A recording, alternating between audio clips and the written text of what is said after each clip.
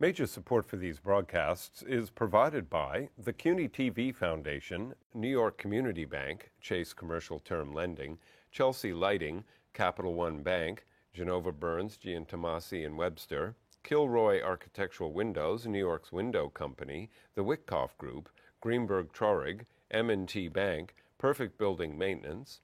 Additional support is provided by Ackman Ziff Real Estate Group, Bank of America Merrill Lynch, Briarwood Organization, C.B. Richard Ellis, Colliers International New York, Cushman and Wakefield, Dime Savings Bank of Williamsburg, Douglaston Development, Levine Builders, DDG, Friedman LLP, Accountants and Advisors, Flushing Bank, Herrick Feinstein LLP, Investors Bank, James D. Kuhn Real Estate Center at Syracuse University, James Orphanides, Centurion Holdings, John Katsimatidis, Red Apple Group, Corman Communities, a.k.a. Hotels, Madison Realty Capital, Margolin Weiner and Evans, LLP, Certified Public Accountants and Business Advisors, Massey Knackle Realty Services, New Banks, Meridian Capital Group, Newmark Grubb Knight Frank, Popular Community Bank, Sterling and Sterling, SJP Properties, Stonehenge Partners, Urban American, and These Friends.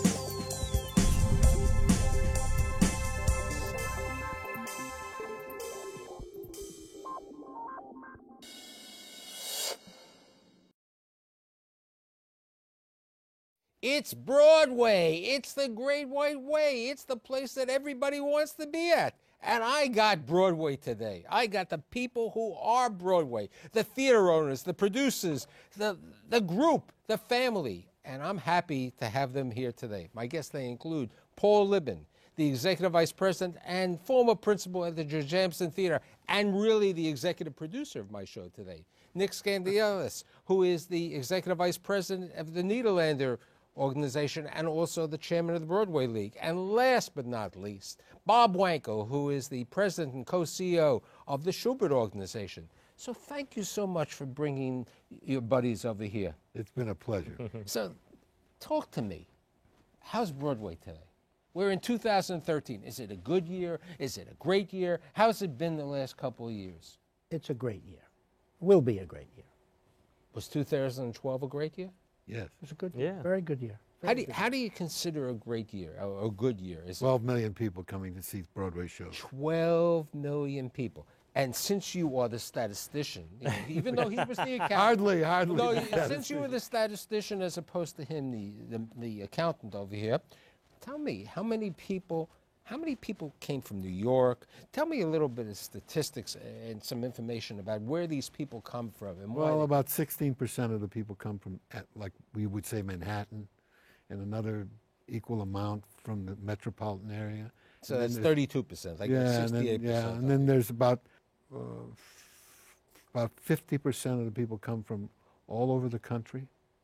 Ironically, a lot from the South come to New York City. And then the balance is the international crowd, about 16, 17, 18%. Now, those numbers right, Bob?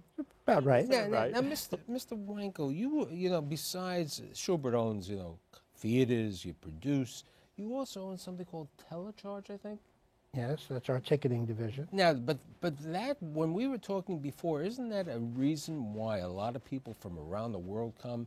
Because of the change of clicks? I mean, when my friend over here was a performer, an actor, okay, originally on the Yiddish theater, okay, when he was a performer and when he was 12 years of age, okay, there wasn't.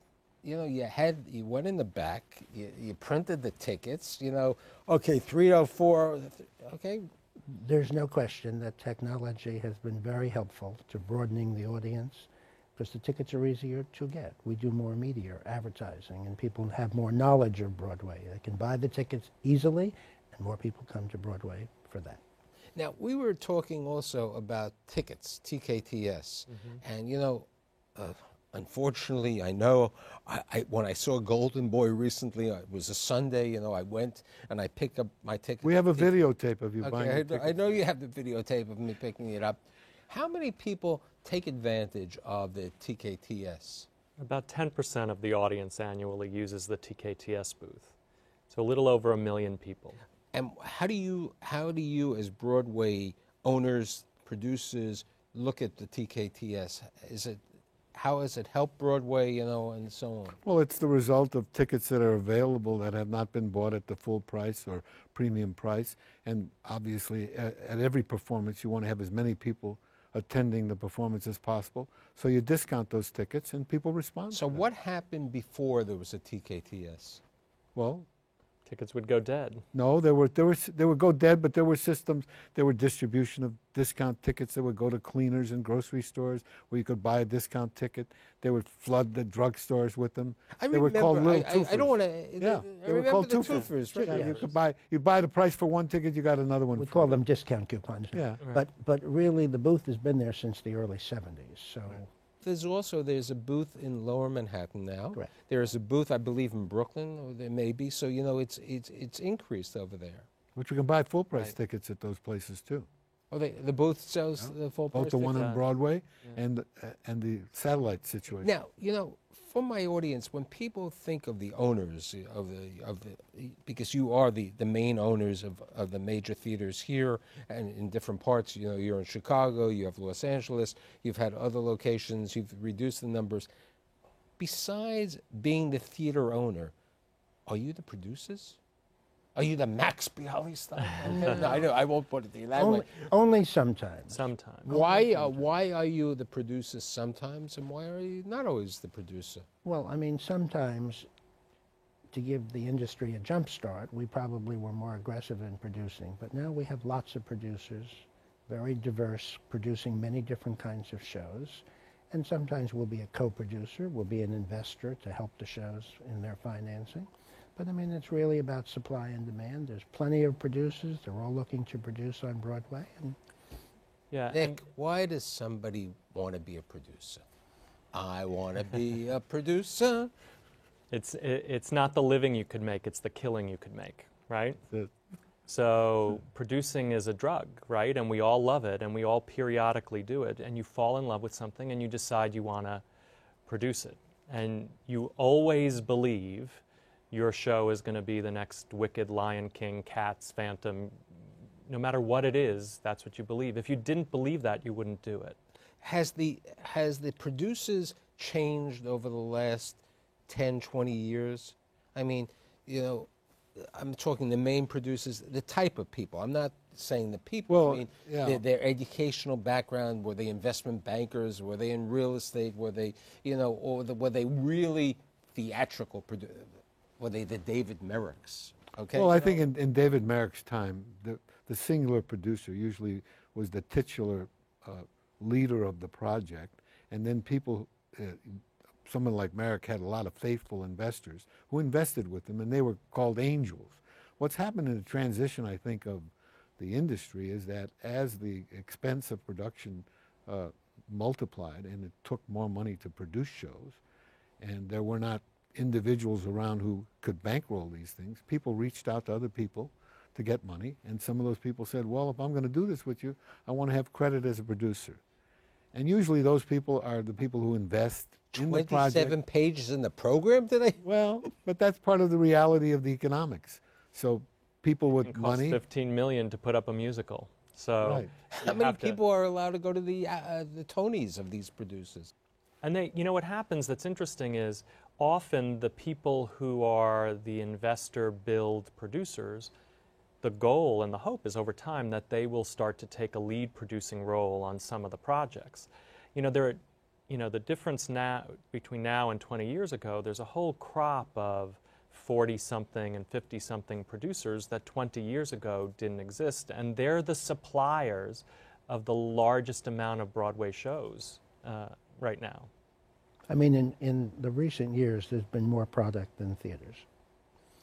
More product than theaters. oh, definitely. Because there's so many people that would like to produce and, to Nick's point, make a killing on Broadway. Is it make a killing or they want to, you know, it's like I have friends in the restaurant who have, great story. A good friend of mine 10 or 12 years ago said to me, I'm buying PJ Clark's. And I wasn't really financially at the time. He said, you don't have to put much. I'll take a very small thing. I said, Arnold, if I invest in PJ Clark's, you'll go out of business. If I don't, you'll make a killing. He made a killing. He's doing extremely well. Up at Lincoln Okay, Center. that's right. He did well location. because I didn't invest. Okay, you know, it's that decision. Well, the difference between that world and our world, it's location. It's location, location. In our world, it's how good the show is, how fantastic the show is. And But you bring up the point. Who's that person who's making that decision? How good that show is? Was it years ago? It was that drama critic from the New York Times or XYZ. Is that the one who's really? No critic ever made a show. No, I didn't. They say can destroy them. They that's- can't make them. That's what I'm. Because saying. a great show makes Destruction. itself. But as Nick pointed out, the point is you fall in love with a project and you start to lead it. And because it takes so much more capital now to realize it, you have take on partners to help you See, get I was to going that to goal. try to get my lights to be on Spider-Man, okay? But I mean, wasn't that a little expensive production? Doesn't it take a little while to make back 60 million? Well, in terms of real estate, it was not very big. It was only about 75 million. yeah, you know what's interesting about shows like that become blockbusters is that none of us, not the producer, not the theater owners, not anyone involved actually makes that happen. The public makes that happen. Right. They periodically embrace a show in a very, you know, it's ours sort of way, and it sort of self-feeds on itself. So the blockbusters, you know, there's no formula with which to create them. It's an interesting discussion on a different point. The prior week, I was with retailers, and we were talking about part of it related, and you saw that show with the bricks and clicks, and how the internet has helped Broadway, you know, helped that business, and it's definitely helped over here. There's another question. At one time, healthcare would never advertise, and I did a show which is airing this week with healthcare specialists, and I said to the president of the North Shore LIJ system, 14 hospitals, the Montevideo system, why do you advertise? Why do you do all this advertising, you know, with TV ads and everything? They said, we do it partially for getting new people and partially because that's what we have to do to get business. Now, I remember, because I'm a couple of years older than Nick, I didn't say you, okay? I remember when Broadway started advertising, you know, on the TV and everything else. How important is those advertisements of consumers saying, "Oh, I love that show," you know, the person from the Midwest? How important? We is believe they become very helpful. I mean, television advertising for Broadway didn't start till the early 70s. That's what I'm saying. And Pippin was, I believe, the first show to use a television commercial, and you're just reaching a greater audience. And when you have a musical especially, they get to see a piece of the show, and they may like what they see. Book of Mormon today is It's on television all the time. It's on television all Cable, the time. regular But it's still doing great, and people want to be there. Okay, you know. Right, but where what you're describing, somebody saying, "Oh, I loved it," where that's happening now is a lot more in social media, and Book of Mormon's doing a great job with their social media platform, as are a number of shows. Does Niederlander have a Facebook page? Does all your shows have Facebook yeah. pages? And Twitter Twitter, accounts. We all have- we all and, have. you know, Right. all the rest. And while it would seem like the volume is low compared to other industries, because our industry sort of tends to lag what other industries are doing, it allows us to gain best practices over time, what happens outside our industry. And what's really great about it is it's all morphing, right? And so the way word of mouth is the biggest seller of tickets in the theater industry. And all the new technology But I think is all about supporting word of mouth. Right, but I think, you know, when you talk about, you know, Facebook and Twitter, these are items that everybody is. I mean, look, you know, Cory Booker has 1.3 million people following him. I don't have these people. What happened to me? You will after But, today. but listen to what Nick said. Half the people go to the theater because someone else told them to do so. Now when you start to take the word of mouth and overlay it with Facebook and Twitter. That's all word of mouth. That's the expansion of word of mouth is the most powerful tool to tell people Absolutely. that I had a great night last night at Book of Mormon. You got to get tickets. I never laughed so hard in my life sitting in that theater. You got to get tickets to go see that. Now, when you get that on your Twitter and you get that in your Facebook and you get that in an email and you get that in a phone call and you get that sitting across the dinner table with some friends in a restaurant, that's the gold. And everybody always says it's the critics. The critics help you when they love something, but it's the people who tell other people to. But how much does the critics hurt you if they? Well, if all the critics don't like you, you got a loser. Okay. It depends. But I mean, staying with the technology a moment, in 1 second, I can tell 100 friends or 200 friends that I had the greatest experience at Book of Mormon. We never had that before. And all of that adds and fuels why more people are coming to Broadway and how we get the word out. And it's a cost-effective way of advertising today. And you know what we're trying to accomplish? There are about, we know now there are about 12 million people that come to see the shows. And there's about 20 million seats that are available for them to come see it. So we can still have a lot of work to do.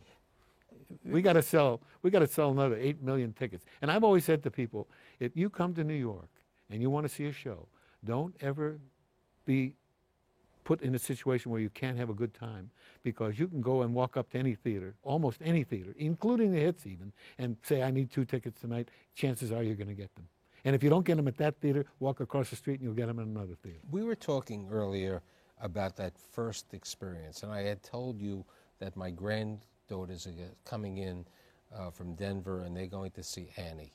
And the point they'll remember this for the rest of their lifetime. Didn't we, and that's really the key, that first Broadway show, that first experience. Yep. I have twin, boy and girl twins that are 5 years old. And just this year, they've seen Newsies and Annie. And I cannot tell you the impact it's had on them. Of course, conveniently, both in a Nederlander theater, but that's all right. We're going to spread the wealth. I am certain that your friends at Schubert, I'll be calling Bob to see Cinderella we'll shortly. do that. We'll allow that without any right. problem. I just had my 4.5-year-old grandson at the theater, Jujamson Theater, by the way, and it's an experience that he's having great fun talking about it. And I had my older grand. It's really, you have to sit and watch kids see the show for the first time. We were talking earlier about, and one of the great things, Phantom of the Opera, 25 years. I mean, who'd have thought, right? Who would have ever thought? I mean, My Fair Lady was one of the great movies. West Side Story. These were great shows. But if you had 1,500 times, wasn't that a record? I mean, but you were saying before, look, The Lion King, and all these shows. Cats, Miss Saigon, Chorus Wicked, Line. Chorus Line. It's changed. You know what happened years We've opened ago? the market, and partly because people want to see theater. It's really a great experience. What happened years ago, take My Fair Lady. It cost $300,000 to produce My Fair Lady, almost 50 years ago, maybe a couple more years than that. This reviews came out, people started talking about it. People would send in a letter saying they want tickets, 4 tickets for a date. Then they'd get a letter back saying that there are no tickets for that date. Pick another date.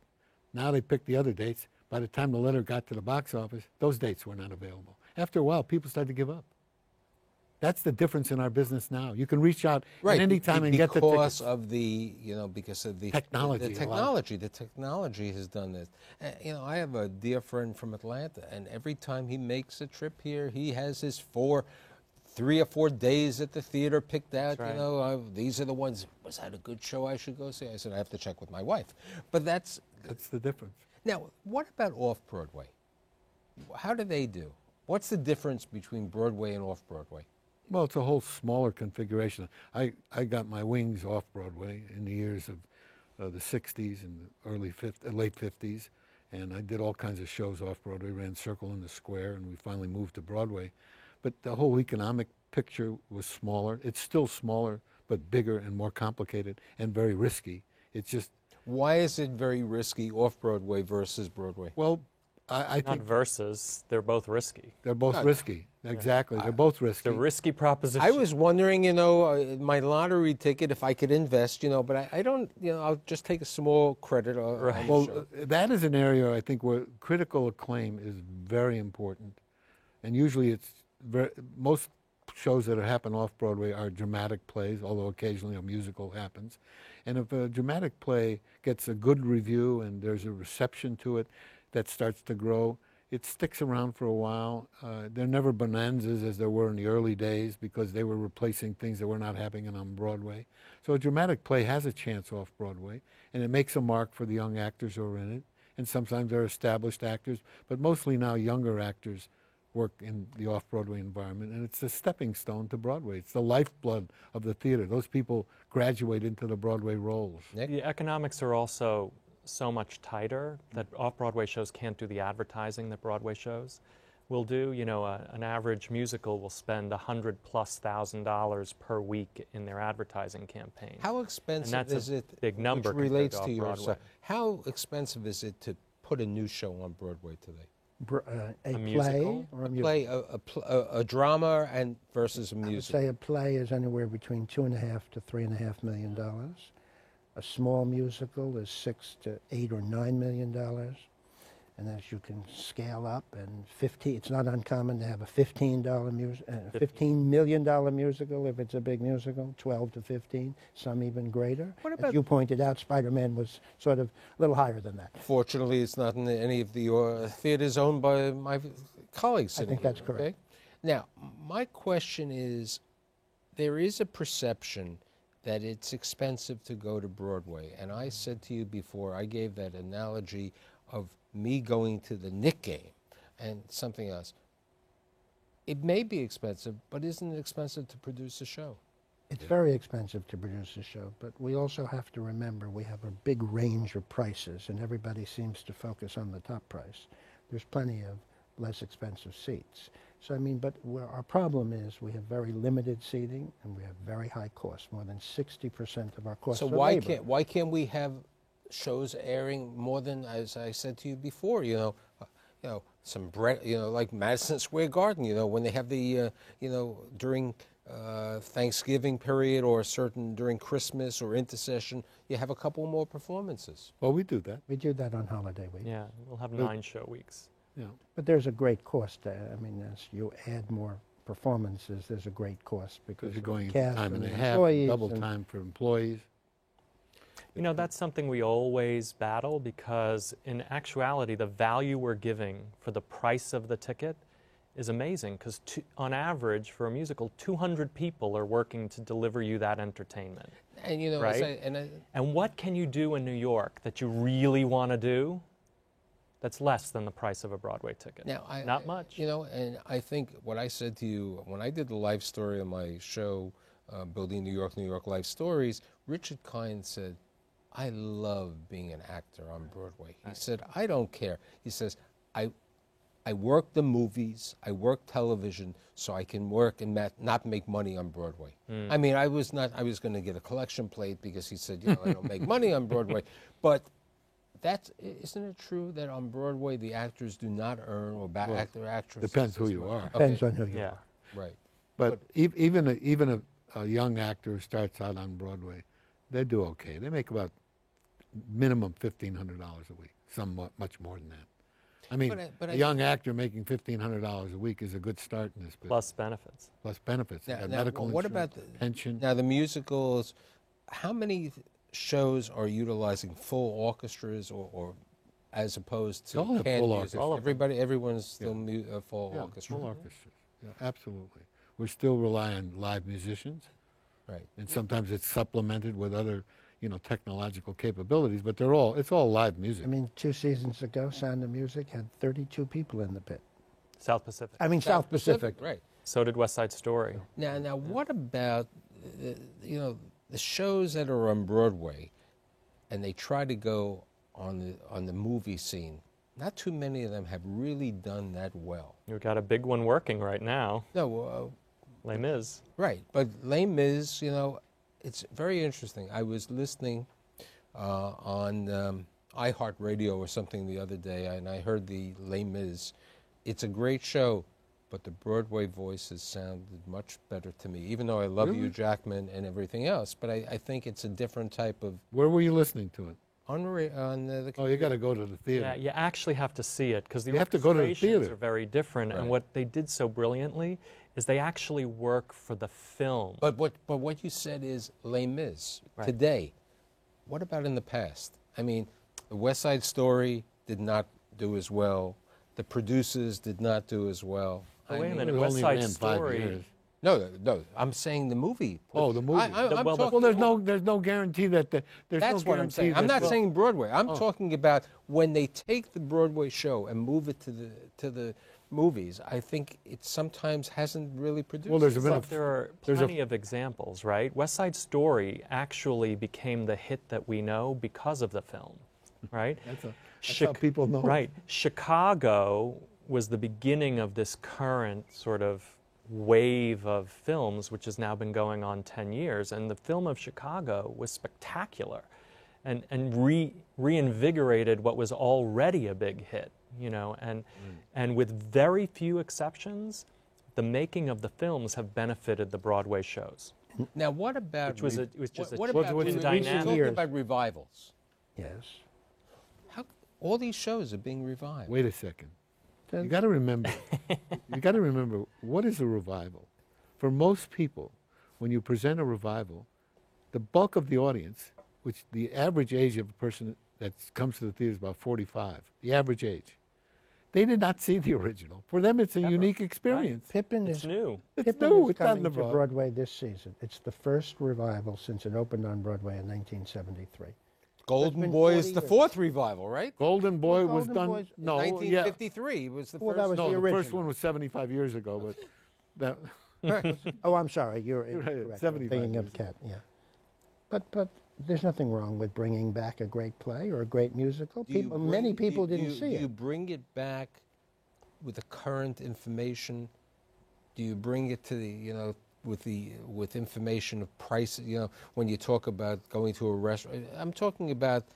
Do you update the information to current day's That information? depends on the show. Some people do, and some people. And sometimes it fails because of that. Chorus Line a few years ago, they recreated the original show. That's what they wanted to do. Other shows modernize it or change it. You have different creative team presenting it, so therefore it's going to be a little different, and sometimes quite a bit different than the original show because everybody has their own vision. How many new productions will we see in 2013? 40, Between 40 and 45, yeah, somewhere so like yeah. that. And 40. how many of those 40 to 45 will be successes? No, percentage-wise. Like I'm not financial hits? historical. Let's say 70 to 80% will be failures, and 25 to 30 to 30. 20 to 30% will be hits. So this is not But a. that, one second, that's only basing on in terms of a financial return. That's right. Yeah, I mean, there's There's some plenty- shows that will run a long time and never recoup their investment, but give a lot of pleasure to a lot of people. in the Well, same not manner, only that, it helps them launch a worldwide brand. So running on Broadway, even if you don't recoup the investment, gets your tour, gets your So international what we're going to do licensing. is the next time, because I'm not going to let this group leave me again. In a couple of months, we're going to do the Business of Broadway Part 2. Okay. And I'm so happy that Paul has brought his good friends over here, Nick and Bob. And thank you so much. And I'll see you next week. You're welcome. Thank you. you. Good to see you. Thank you.